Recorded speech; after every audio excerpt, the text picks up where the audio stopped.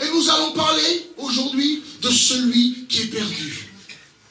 L'église des nations est une église où toutes les nations peuvent se réunir. Et que chacun d'entre nous, nous pouvons nous retrouver dans ces histoires. Donc, c'est pour ça que j'aimerais qu'on puisse le regarder ensemble, l'étudier pour comprendre. Au verset 1 du chapitre 15 de Luc, il nous dit « Tous les publicains et les gens de mauvaise vie s'approchèrent de Jésus pour l'entendre. » Tous les publicains et ces gens de mauvaise vie. Et là déjà, nous voyons déjà que le message de Jésus est fait littéralement pour ces gens-là. Pour les gens qui ont les mauvaises vies.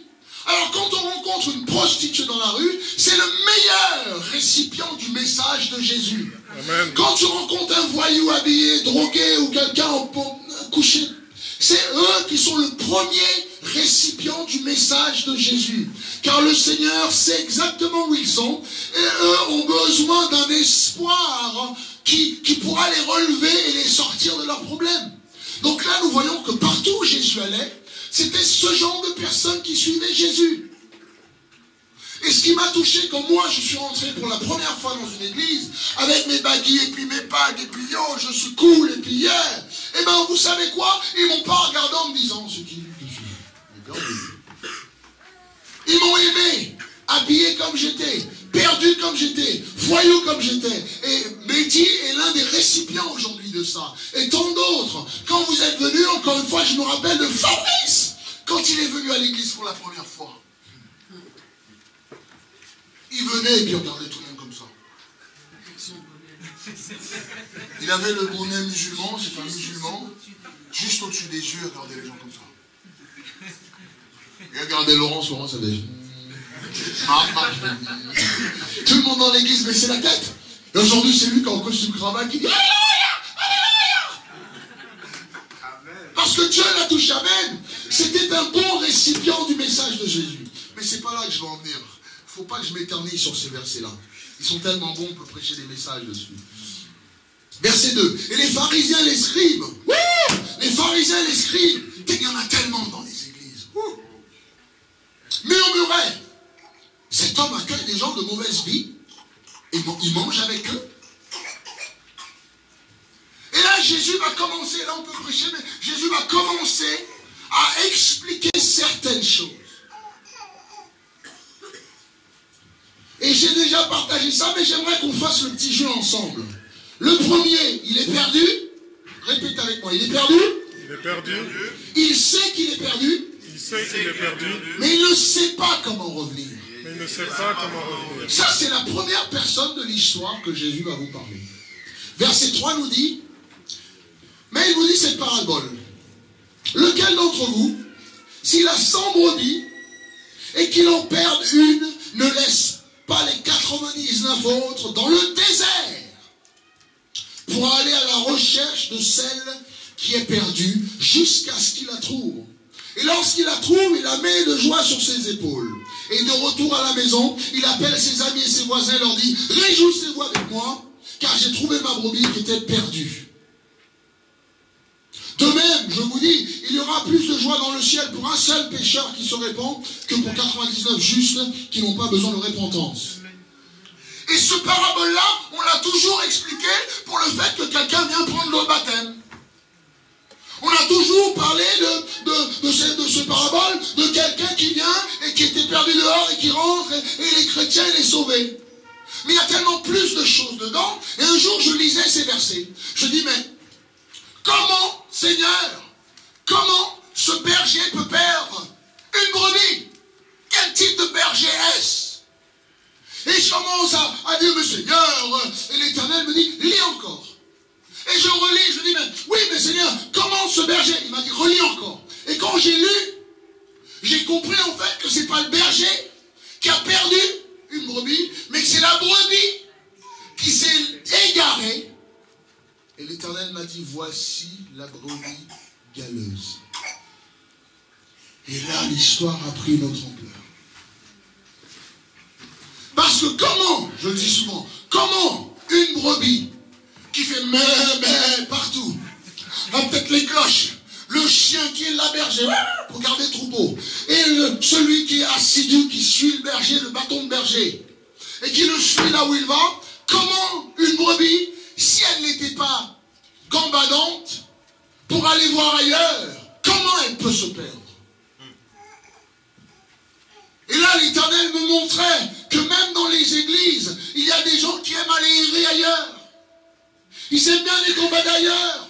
Je suis dans l'église, dès que le pasteur, il boum, ça fait un petit peu trop mal, on aime bien les voir ailleurs.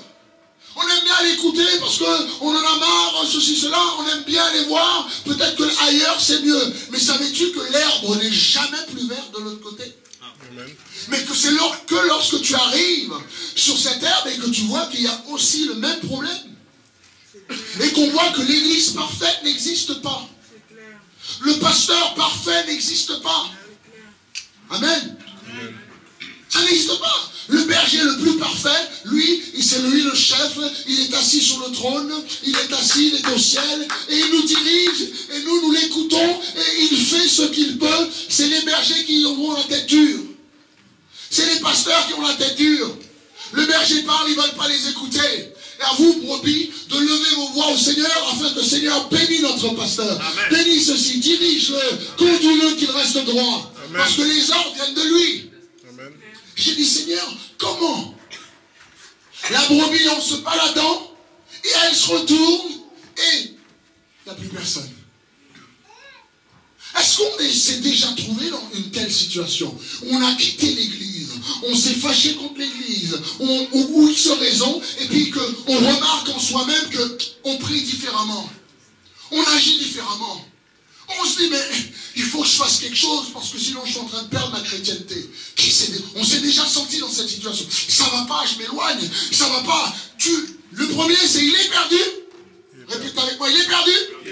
Il sait qu'il est perdu. Mais il ne sait plus comment retourner. Il est paumé. Voilà la brebis qui est paumée, qui tourne à droite à gauche, qui sait qu'il a fait une bêtise, mais qui ne sait plus comment retourner. Et ça ne parle pas. Écoutez-moi, ça ne parle pas de celui qui est dehors. Ça ne parle pas du non-chrétien. Ça parle du chrétien qui était avec un troupeau, avec le berger, et qui gambade, et qui est perdu, qui veut revenir, mais qui ne sait pas comment revenir. Amen. Vous avez mieux compris l'histoire? Alléluia. Alléluia. Toute ma jeunesse, j'ai compris que c'était ceux de dehors. Toute ma jeunesse. Et l'Éternel m'a dit non, tu leur dis. Donc nous devons prier. Nous devons nous protéger les uns les autres. Quand on voit une brebis gambader ailleurs, appelle-la, même si elle raccroche sur toi 20 fois. Amen. Ne la laisse pas passer une seule nuit dehors. Amen. Car le loup guette. Il la laissera pas revenir. Faites tout ce qu'il faut. C'est pour ça que quand les gens viennent me voir et me disent « Ah, pasteur, un tel n'est plus là, mais moi j'avais vu. Hein. » Et là, ça m'embête, ça m'angoisse. Je vous l'ai toujours dit, ceux qui sont dans l'église. J'ai dit, pourquoi toi tu n'as rien fait pour la retenir? Ou quand tu as vu qu'elle commence à gambader, pourquoi ne m'as-tu pas appelé pour que j'arrive et que je l'aide, que je comprenne ce qui se passe? Le bon berger, c'est celui qui va laisser les 99, même dans le désert,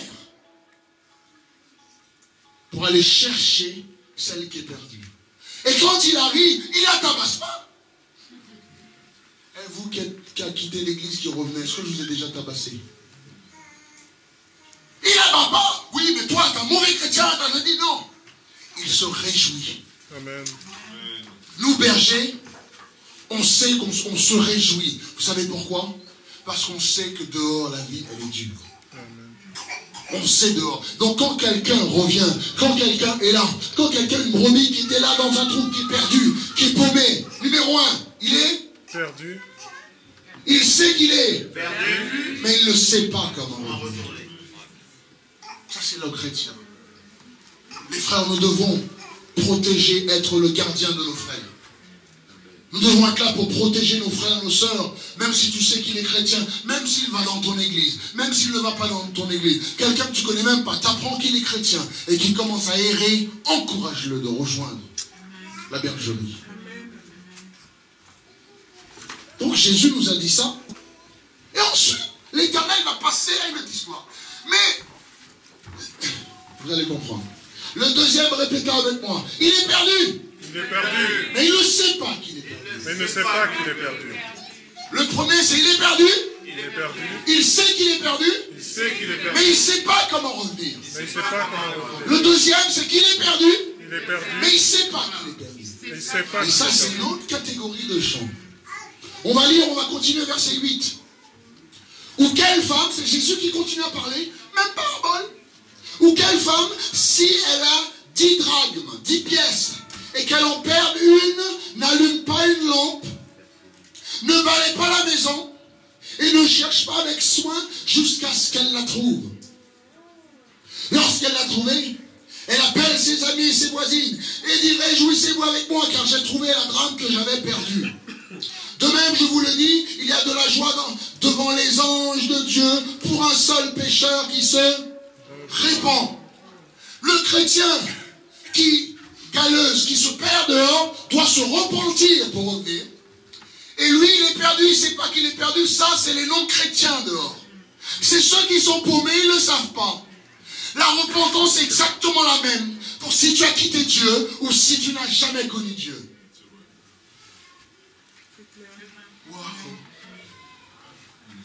Toi, tu fais les erreurs, tu dis, mais moi, je reviens à l'église, et puis je chante, et puis c'est fini. Non, c'est jamais fini. Tant que Jésus ne dit pas que c'est fini. Amen. Et devant Jésus, ce qui dresse la ligne, c'est la repentance. Voilà cette femme qui perd une pièce, qui a 10 pièces, qui en perd une. Et la pièce, elle tombe sous le lit, là, et la pièce ne sait jamais qu'elle est perdue. Voilà le non-chrétien, voilà tes collègues de travail, voilà tes amis, voilà les gens que tu côtoies tous les jours, qui ne connaissent pas le Seigneur, qui sont perdus, mais qui ne le savent pas. Et là, le premier, Dieu nous dit à nous bergers, d'aller vous chercher. Combien d'entre eux m'ont raccroché au nez? Hey, j'ai vu des gens qui chantaient, des gens que j'ai baptisés ici, des gens que j'ai amenés au Seigneur, des gens que j'ai fait tout pour eux, qui me voient dans la rue, qui me fait... Je vois ça. Mais ça ne me dérange pas. Parce qu'il y en a qui ne sont même pas hors de l'église, qui sont encore dans l'église, qui me font ça. Donc, amen. Donc, le premier, je sors, on va aller chercher. Le deuxième, la Bible dit, la dame a mis sa maison sans dessus-dessous. Elle a pris le balai. Elle a commencé à nettoyer. Elle a commencé à faire ceci, faire cela. Cette femme a allumé une lampe. Ça signifie beaucoup. Il faut les éclairer dehors. Amen. Les gens qui sont paumés dehors, ils sont perdus dans un coin. La pièce, elle est tombée, elle a roulé sous le lit. C'est ténébreux. Ils ont besoin d'être allumés. Ils ont besoin de la lampe. Et Jésus nous a dit, qui a une lampe, qui l'allume, qui la met sous le lit. Il faut la mettre en hauteur. C'est la seule façon qu'on comprend en fait que là, on la met pour faire sortir la pièce, pour la trouver et la remettre en hauteur. Dieu nous dit de prendre la lampe, de l'allumer et de les éclairer. Amen. Les gens de dehors ont besoin d'être éclairés. Les gens qui ne connaissent pas le Seigneur ont besoin d'être éclairés. Et tant qu'on est chrétien au travail, nos voisins ne savent pas qu'on est chrétien. Nos amis, on peut aller au bar, on peut travailler, on est dans le boulot depuis 20 ans, et aucun d'eux sait qu'on est chrétien. Toi, tu es ton chemin pour aller au ciel, et lui, il est son chemin pour aller en enfer, perdu. Et là, la Bible nous dit que... Faut que je termine, il est déjà midi. Mon Dieu, mais le temps, il passe vite ou quoi? Lorsqu'elle l'a finalement trouvé. Mais comment elle l'a trouvé? Pas comme ça.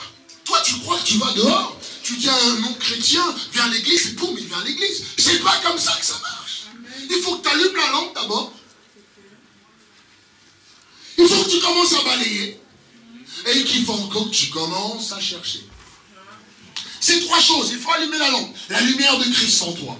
La lumière de Christ partout où tu vas. La lumière de Jésus qui rayonne, qui brille, qui illumine partout où tu vas. Deuxième, il faut prendre le balai. Le balai signifie nettoyage. Nettoie ta vie, mon ami. Amen. Nettoie ta vie, mon ami.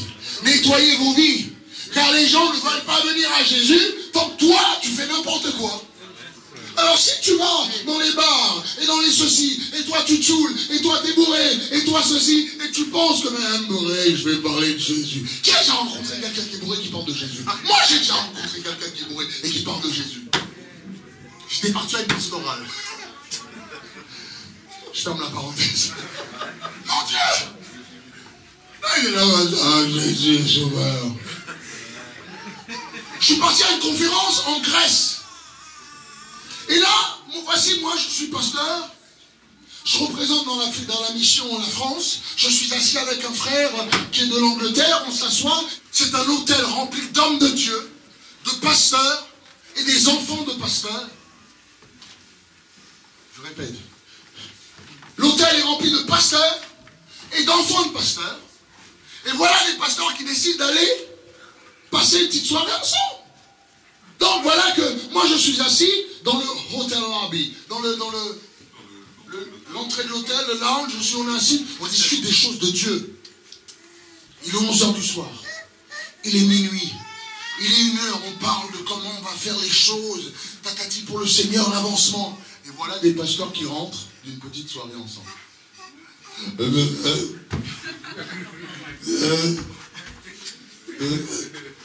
Mon frère, que Dieu te bénisse. Et ils ont pris l'ascenseur. Donc voilà qu'il prend l'ascenseur, mais il ne sait pas où appuyer. Et il a fait tous les étages. Et quand il est arrivé vers nous, j'ai fait, comment ça va? Ah, pasteur, comment ça va mon frère? Il fait, pasteur Joseph, tu es un homme de Dieu. J'étais assis comme ça, j'ai fait. Je me rappelle encore les gens qui venaient. Mon père, il avait bien fait pourtant. J'étais là. J'avais 5 ans.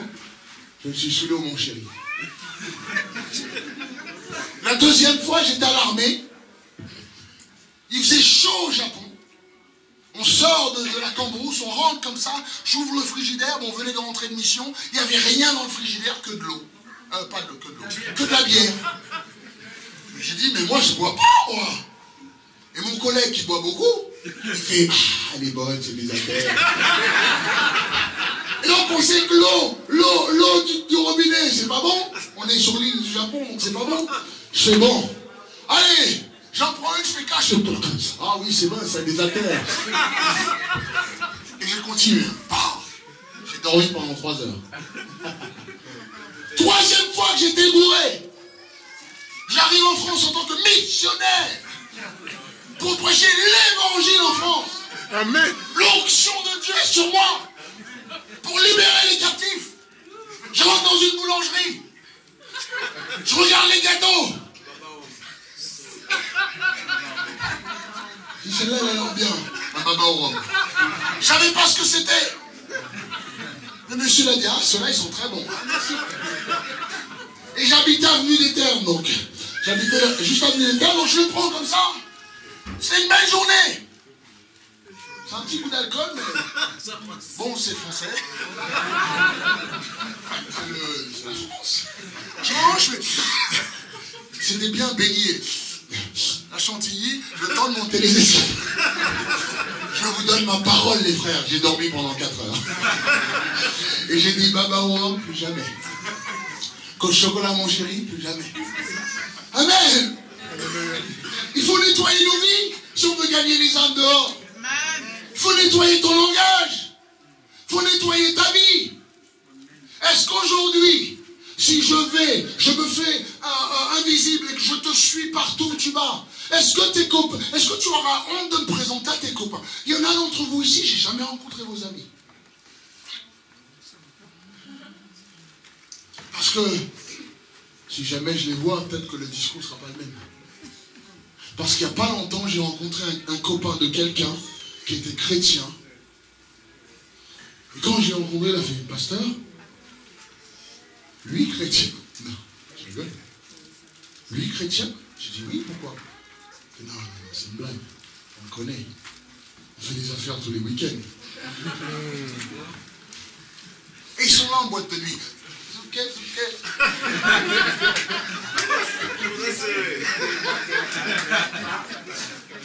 Et un jour, parler de ça. Et quelqu'un est venu me voir. Bon, pasteur, moi je vais en boîte de nuit et je suis chrétien. J'ai dit, mais mon frère, qu'est-ce que tu vas faire là-bas? Mais je vais témoigner. Je t'assure. En ce moment, je suis en train de griller tout le monde parce que j'ai plus la même voiture. J'ai des problèmes de route. Je les attire. Donc j'avais un véhicule que tout le monde connaissait. C'était le seul, quand je l'avais acheté, il y en avait très peu en France. C'était le seul qui était gris, un gros 4x4 qui avait un poisson derrière. Alors là, après les réunions tard et quand tu rentres, j'ai eu les meilleurs, les plus beaux fous rires de ma vie. Quand j'arrive dans un quartier, s'il s'avère qu'il y a des chrétiens qui sont dans un bar ou devant une boîte de nuit, pendant que je rentre, et c'était fabuleux parce qu'après le pub était place derrière le Moulin Rouge, donc pour sortir, il fallait prendre la route comme ça, donc il y avait plein de trucs. Et quand j'arrive au feu rouge, je voyais des gens qui faisaient...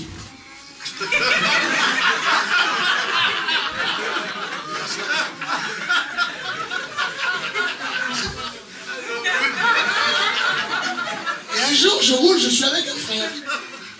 Et là, je vois, il y a une longue queue pour aller au divan du monde. Qui connaît?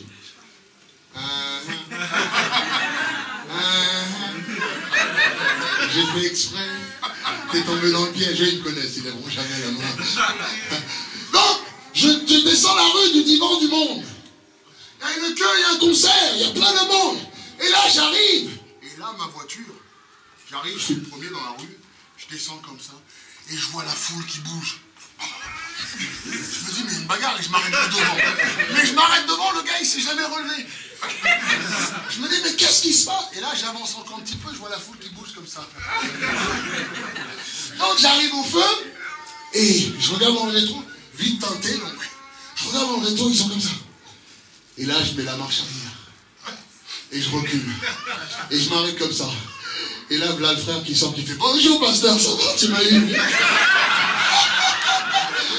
Le frère il sort, il fait bonjour pasteur, ça va? Je dis qu'est-ce que tu fais? Ouais, mais je passais juste là, t'as vu, j'ai vu quelques amis, mais pasteur, mais je vais à l'église dimanche, hein, t'inquiète pas. Je dis, mon frère qui t'a parlé d'église, je voulais juste savoir comment tu allais. Que Dieu te bénisse. Au revoir. Alléluia. Alléluia. Donc quand je roulais avec cette voiture, je vois les gens. Alors il n'y a pas longtemps, c'est pareil. J'avais changé de véhicule, donc je roule, je sors de l'église. Et maintenant, les gens qui habitent le quartier, qui vont à l'église, et à cause de certaines choses, ou péchés, ou je ne sais pas, des fois des fantasmes, un tel même pas, ils ne viennent pas à l'église, au lieu de passer devant, maintenant ils font tout le tour. Bon, ils passent maintenant, ils font tout le tour. Non mais attendez, ils font tout le tour pour venir là. Ils habitent là. Ensuite, ils font tout le tour. Donc, un jour, j'avais rendez-vous ici. Après le rendez-vous, je me dis, je vais sortir. Donc, ça a des heures que d'habitude, en semaine, bon, je ne suis pas vraiment là à part les moments de réunion, donc je prends ma voiture et c'est notre voiture. Et là, je commence à... Je prends la voiture et je commence, et je me dis, au lieu d'aller là, tiens, je vais faire à droite, et je vais à droite. Et là, tout le monde connaissait la Petit Cruiser. Bleu. Et j'arrive. Et là, je vois la personne qui fait.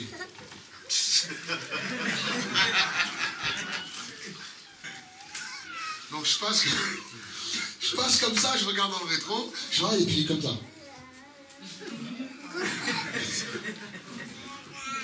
Pendant un bon moment, je me suis arrêté. J'ai commencé à reculer. Et je vois la personne qui fait. Je fais non, j'arrête. Je suis mal pour la personne. J'ai mis la première, je suis parti. Vous nettoyez vos vies. Et c'est que comme ça qu'on pourra ramener le Seigneur. Le premier, il est perdu. Il sait qu'il est perdu. Il sait qu'il est perdu. Il ne sait pas comment revenir. Et c'est à nous d'aller les chercher. Amen. Le deuxième, il est perdu. Mais il ne sait pas qu'il est perdu. Gardez ça dans votre cœur. 3 catégories de gens dehors. Le premier, il est perdu. Il ne sait pas qu'il est perdu. Il sait qu'il est perdu, mais il ne sait pas comment Il ne sait revenir. pas comment. Ça, c'est la brebis galeuse. Le deuxième, il est perdu et il ne sait il ne pas. sait pas qu'il est perdu. Donc, quand il se répand, la femme, elle appelle tous ses copains, ils font la fête. Quand un non-chrétien devient chrétien, oh là là. Même quand un chrétien qui a quitté, qui a martyrisé, sali l'église ou fait quoi que ce soit, quand il revient à l'église, Alléluia. parce qu'il n'est pas perdu. Amen. Et le troisième, et je termine avec ça parce que j'en peux plus. J'en peux pas. Il est mis. Verset 11. Et il dit encore, un homme avait 2 fils. Le plus jeune dit à son père, mon père, donne-moi ma part de bien, que je m'en aille un petit peu faire la fête. Et le père leur partagea alors son bien. Et peu de jours après, le plus jeune fils ayant tout ramassé parti pour faire la vie super. Et on connaît tous l'histoire du fils prodigue. Et voilà un jeune homme qui prend son bien et qui en a marre. Eh les jeunes, c'est ringard de vivre toujours avec maman et papa. Ils sont toujours là, on ne peut pas faire ceci, on ne peut pas faire cela. On ne peut pas mettre des boucles d'oreilles, pas mettre des earrings, des piercings. Je ne peux pas faire de tatouage. Je ne peux pas écouter ma musique. Tu sais, les jeunes, c'est comme ça. Et les jeunes, ils ont hâte de quitter chez maman et papa. Pour quelques mois après, de venir vers toi. Tu peux m'aider avec le loyer? Qui comprend ce que je dis? Ou qui l'a déjà fait? Marc, lève la main. Amen. On a toujours envie, on veut notre liberté. Donc, voilà cet homme qui s'en aille. Savais-tu que toute l'histoire est liée, qu'il n'a jamais eu, si tu en as prêché un séparé, tu n'as rien compris des autres. Amen. Le premier, il est père. Il sait qu'il est perdu, mais il ne sait pas comment. Le deuxième, il est père, et il ne sait pas qu'il est père. Le troisième, il est père, il sait qu'il est père, mais il a honte de revenir.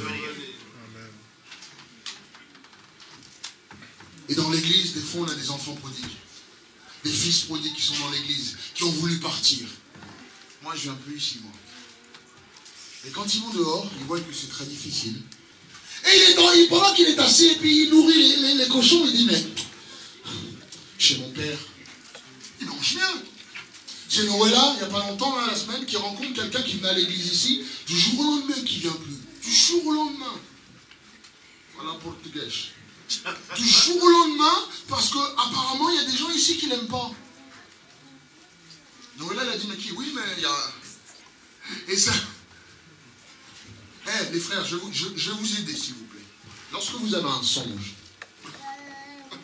et que je suis dans le songe, ou je vais rectifier, lorsque vous avez un rêve, ou un cauchemar, et que je suis dedans, faites très attention comment vous allez me le présenter. Très attention. Parce que, voilà cette dame qui arrive. Il y a toute la communauté brésilienne, toute la communauté, ça ne va pas. Et finalement, la sœur a dit, il y avait une prophétesse dans les lieux, mais va du pasteur. Donc il vient voir, pasteur, j'ai fait un songe. Déjà, elle ne m'a pas dit, j'ai fait un songe. Je dis, oui, ma soeur, pas de problème, qu'est-ce qu'il y a? J'ai rêvé que vous êtes venu dans l'église et après le culte, vous avez allumé une cigarette et vous fumiez.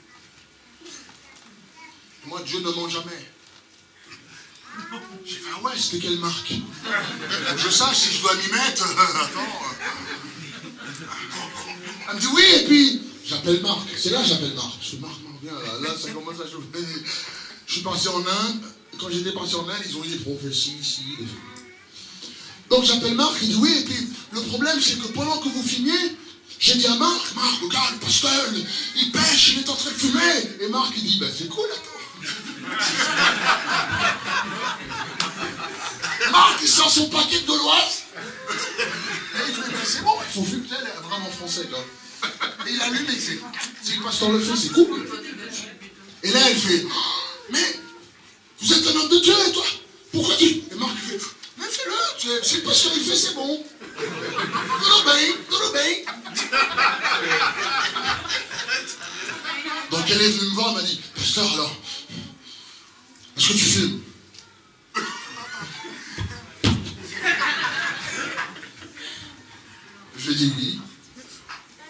la parole. Fume la parole, qu'est-ce que je dise? Eh bien, elle a quitté l'église pour ça. Parce que pour elle, elle était persuadée que je fumais. Et quand vous faites des songes, oui. Amen. Il y en a un autre qui avait un rêve une fois comme ça. Pasteur, j'ai vu que tu avais un couteau et que tu me courais après. Alors je prends le stylo, je fais alors. J'arrive. Quand c'est spirituel, t'inquiète pas que je saurai que c'est spirituel. Amen. Et quand c'est parce que tu as mangé bologna. Il n'y a pas de bologna avant en France. Il y a Marie-Laure qui sait. Bologna, il faudrait que j'aille vous expliquer. Mais si je vous explique ce que c'est bologna, vous ne mangez pas en bas. Bologna, c'est ce qu'on donnait aux enfants, c'est de la... Comment on appelle ça? Salmigondi. C'est une sorte de... C'est une sorte de viande qu'on donne aux enfants. Et quand tu manges ça avant de dormir, en fait, tes rêves aussi. Tes rêves, ils sont... Bologna. Donc, quand vous avez ce genre de rêve, faites attention, simplement. Si vous faites un rêve d'un frère ou d'une sœur ou de ceci, faites attention comment vous le présentez. Amen. Amen.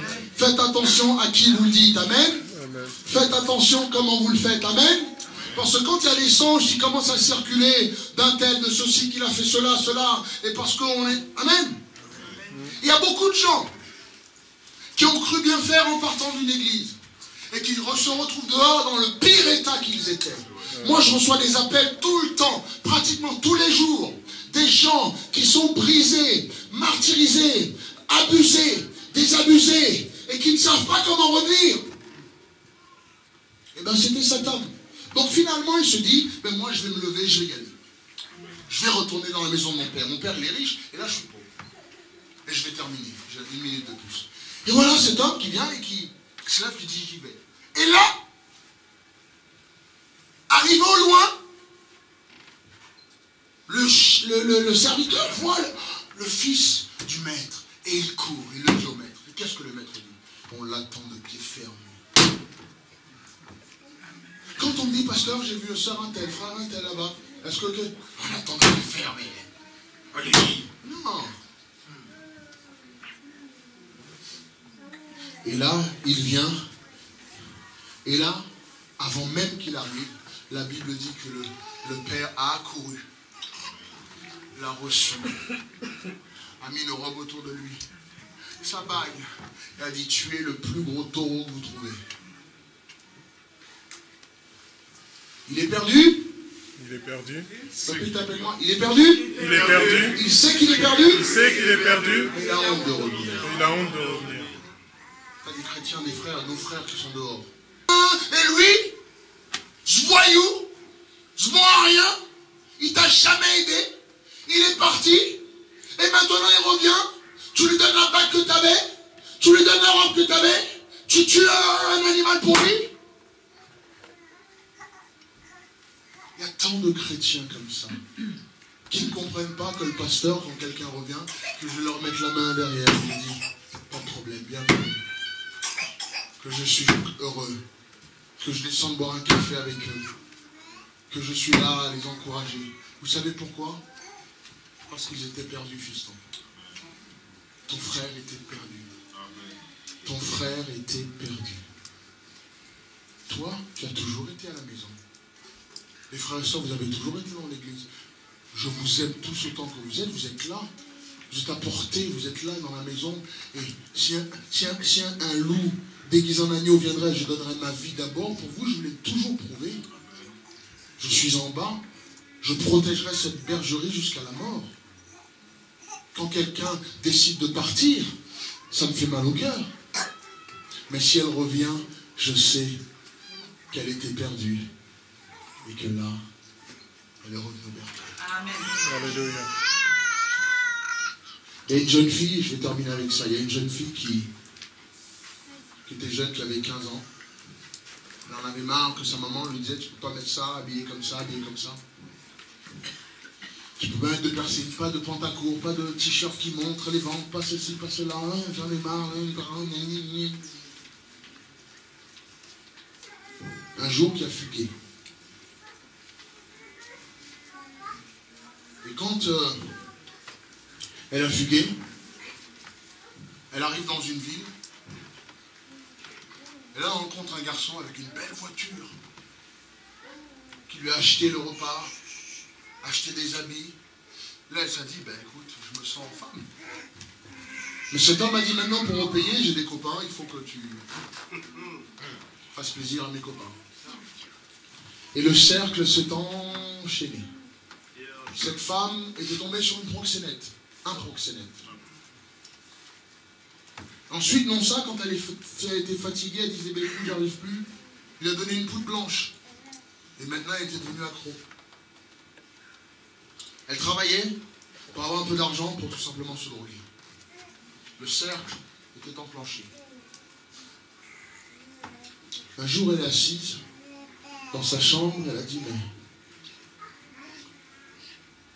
je ne peux pas retourner. La honte. Elle a continué encore un an. Un jour, elle est tombée malade. Et quand le proxénète a appris qu'elle est tombée malade, il l'a prise, il l'a balancée dans la rue, on n'a plus besoin de toi, tu peux rien faire. Et là, dehors, comme ça, elle commence à pleurer. Et au lieu de se tuer, elle a pris le téléphone. Elle a appelé chez son père, qu'il avait traité de tous les noms. Elle avait traité le père de tous les noms. Qui est un frère chrétien. Une famille chrétienne, adorable. La fille a appelé son père. C'était le répondeur. Elle a appelé une deuxième fois. Le répondeur. Elle n'a pas laissé le mot. La troisième fois, elle a pris son courage à deux mains. Elle a dit, papa, maman, je rentre à la maison. Je suis désolé de ce qui s'est passé. Et là, elle raccroche. Elle rappelle pour dire, je ne peux plus attendre, papa. Je prends le bus. Je serai à minuit, excusez-moi, à minuit, devant la maison. Je suis dans le bus temps. Et là, elle raccroche. Elle a pris le peu d'argent qu'elle avait. Elle est montée dans le bus. Elle a 7 heures de route pour traverser de là où elle était. Elle devait aller à Chicago. 7 heures de route. Et la dernière heure, le bus s'arrête dans une station de pit stop pour manger, pour se... Et là, elle s'arrête comme ça, elle dit, il est, 10h30, pratiquement 11h du soir pour rentrer. Là, elle s'arrête, elle sort, le chauffeur dit, descendez, 10 minutes. Elle sort comme ça, et puis elle rentre dans le petit café, et là, elle voit plein de gens avec des chapeaux un peu bizarres, avec Goofy, qui est là. Bienvenue, bienvenue, bienvenue, bienvenue. Elle regarde, elle dit, mais... Et là, dans la foule, elle ne reconnaît personne, il y avait au moins 50 de personnes. Et là, il y a une banderole qui se met, et à son nom, Virginie. Elle regarde, et là, son père et sa mère sortent. Elle dit, bienvenue, ma fille. Alléluia. Son père et sa mère viennent et l'embrassent. Elle commence à pleurer, elle dit, papa. Et son père a dit, on aura tout le temps pour discuter. Aujourd'hui, tu m'es revenu. J'ai retrouvé ma fille. Faisons la fête ensemble. Amen.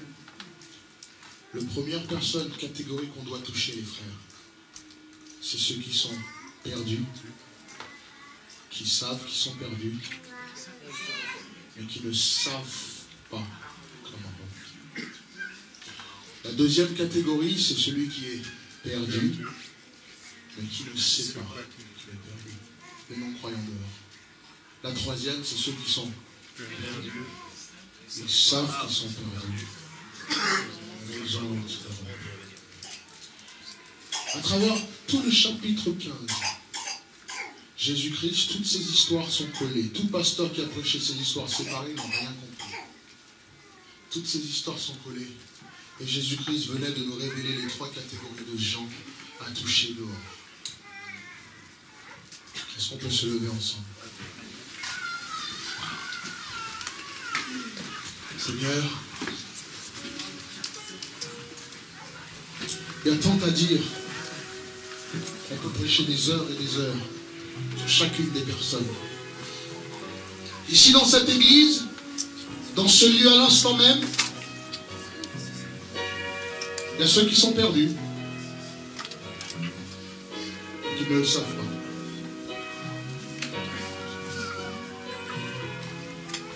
Il y a ceux qui sont perdus, qui ne le savent pas. L'Éternel, touche-les. Ensuite, Éternel, il y a ceux qui sont perdus, qui savent qu'ils sont perdus, mais ne savent pas comment revenir. Seigneur, on va essayer de les ramener.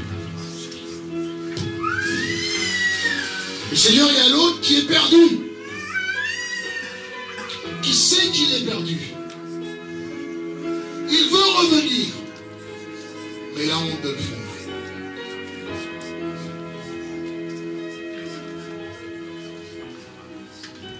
Pendant qu'on prie, nous chrétiens, on va fermer nos yeux pour prier. Les frères, vous êtes les enfants de la maison. Mais il y a ceux ici qui ne connaissent pas encore Jésus comme leur sauveur personnel.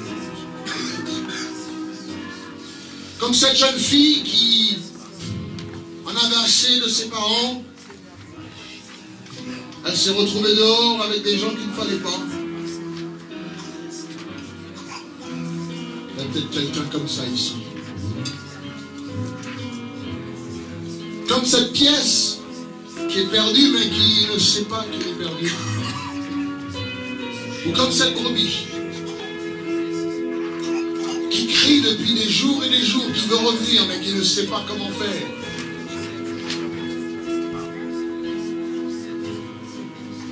Si tu es dans l'un de ces cas, mon frère, ma soeur, je t'invite à venir devant. Je veux prier avec toi.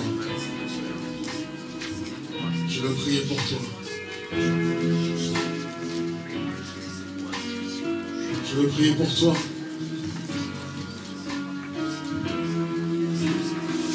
Je veux prier pour toi. Si tu es dans l'un de ces cas, si tu dis, pasteur, j'aimerais accepter Jésus. Pasteur, je suis perdu. Pasteur, je cherche Jésus. Est-il quelqu'un qui dit oui, je veux accepter Jésus dans mon cœur? On est tous chrétiens ici, mais bien. Bon, je vais prier avec toi. Il y en a un, acclamons le Seigneur.